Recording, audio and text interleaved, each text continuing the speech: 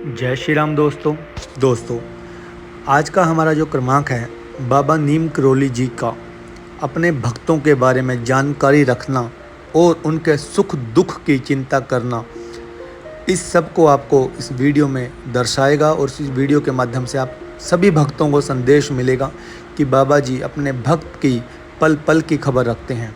तो आज मैं कुछ किस्से, कुछ सच्ची घटनाएं जो बाबा जी और उनके भक्तों के बीच में हुई हैं, वो आज इस वीडियो के माध्यम से आपको बताना चाहूँगा, जिससे आपका विश्वास और भी दृढ़ होगा और बाबा जी अपने भक्तों के बारे में पल पल की जानकारी रखते हैं, ये भी आपको इससे पता चल जाएगा। तो आइए शुरू करते हैं दोस्तों। बाबा जी का पहला किस्सा। एक बार महाराज जी का एक भक्त जो रेलवे में काम करता था, वह अपने साथ एक जोड़े को पहली बार महाराज जी के पास लेकर आया। महाराज जी ने अकेले में उस स्त्री से कहा कि तुम गरीब 10 साल के बालक का पालन कर रही हो, तुम यह बहुत अच्छा कर रही हो।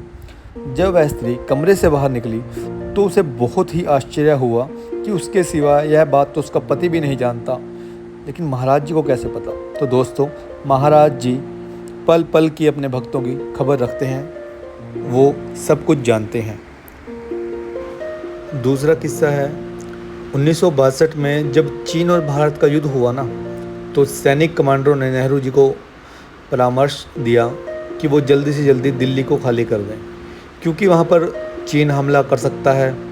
ऐसा समझा जाता था कि नेहरू जी इस विचार के विरुद्ध थे और वो इस संबंध में कोई आदेश नहीं निकालना चाहते। भारत के इतिहास में ऐसा कई बार हुआ कि विदेशी आक्रमणों के समय देश की राजधानी दिल्ली से स्थानांतरित करनी पड़ी और हर बार ऐसे मौके पर देश को हार का सामना करना पड़ा। सैनिक कमांडरों ने नेहरू जी को परामर्श दिया कि वे 24 घंटे के अंदर अगर दिल्ली खाली करने का आदेश निकाल देंगे तो भारी हानि होने से बच जाएगी। नेहरू जी बहुत परेशान थे। उन्होंने महाराज जी के एक भक्त को, जो मुख्यमंत्री थे, उनको आदेश दिया कि इस संबंध में वो महाराज जी से परामर्श करें। मंत्री महोदय ने नेहरू जी से कहा, मुझे महाराज जी पर पूर्ण विश्वास है कि वे भविष्यदर्शी हैं और यदि वे दर्शन देना चाहते हैं तो वे स्वयं आएंगे। उन्होंने कहा, यदि कोई महाराज जी को सच्चे मन से स्मरण करता है तो वे उन्हें कभी निराश नहीं करते। जो हो, इस भक्त मंत्री को खुद भी नहीं पता था कि महाराज जी इस समय हैं कहाँ। उसी शाम को महाराज जी का फ़ोन नेहरू जी के इस मंत्री के पास आया और उन्होंने कहा, इनसे कह दें कि चिंता की कोई बात नहीं, सब कुछ ठीक हो जाएगा। चीनी सैनिक पहले से ही पीछे हटने लगे हैं। और दूसरे दिन सुबह प्रमुख कमांडरों ने नेहरू जी को सूचित किया कि शत्रु पीछे लौट गए हैं और लड़ाई बंद हो गई है। तो ऐसे हैं मेरे महाराज जी, जो अपने भक्तों की समस्याओं के समय हर समय उनके साथ रहते हैं, उनको दिशा दिखाते हैं और उनको क्या करना है क्या नहीं करना है के संकेत देते हैं। त्रिकालदर्शी हैं मेरे महाराज जी। एक बार एक सिपाही एक अपराधी को पकड़े हुए उसे मारते पीटते हुए किसी बाजार से लेके जा रहा था। महाराज जी ने उससे कहा कि भाई ऐसा मत करो।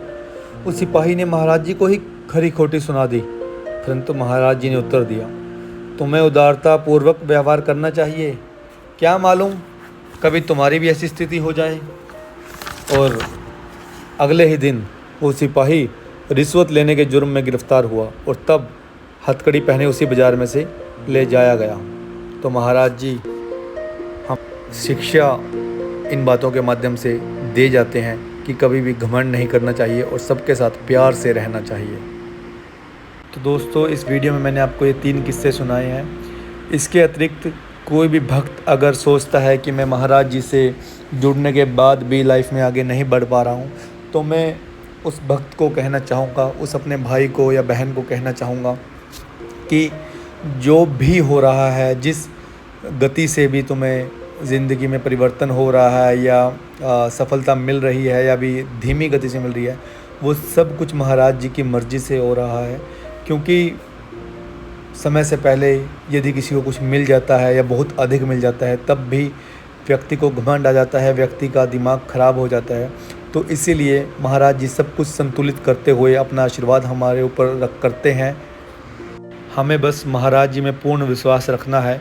कठिन से कठिन रास्ता भी बाद में महाराज जी के आशीर्वाद से सुंदर मंजिल तक पहुंचता है दोस्तों। तो कभी भी रास्तों की परवाह ना करें और महाराज जी में विश्वास रखें। जय श्री राम, जय हनुमान, जय नीम करौली वाले बाबा जी।